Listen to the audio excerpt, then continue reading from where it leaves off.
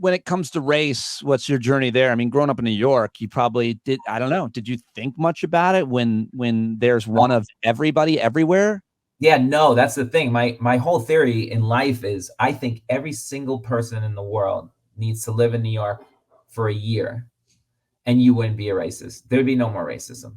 You can't go down a subway and be a racist. You can't. You'll freak it. Your head will explode. And you'll realize if you live here for a year, like nobody's out to get you. They're just living lives just like you are. It's kind of so dumb, racism, and I always thought it was dumb. My father and I would it wasn't a thing in my house. I went to school, worked with the football team, like up in college, when I got out of there, and race is never, I mean, I felt depressed all the time because of this. My whole family died in the Holocaust. So, I knew racism firsthand, and I still live in fear. They're coming again. My father's like, they could do it here too. They could happen again. I'm like, it's not going to happen again. If he was alive today, boy, I would have to apologize because, some of the stuff that's going on, it's scary.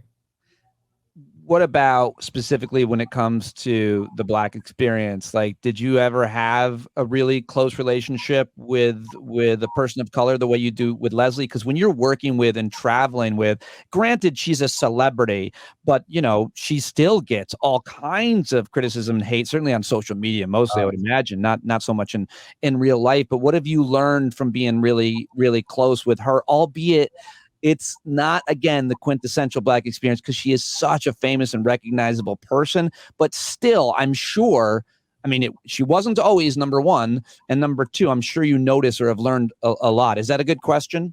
Yeah, I think it's worse because she's not in a bubble. She's in a public sphere. Mm-hmm. So imagine she says anything or tweets anything or performs in any way, shape, or form.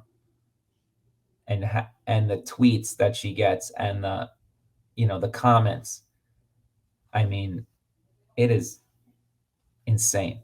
It's so disgusting that people act like this. It's just, some of this, it's flat hate speech. It's really, look, I've been called some names, but one Jew comment or whatever, there's nothing like the million that she had to take. You got to have thick skin.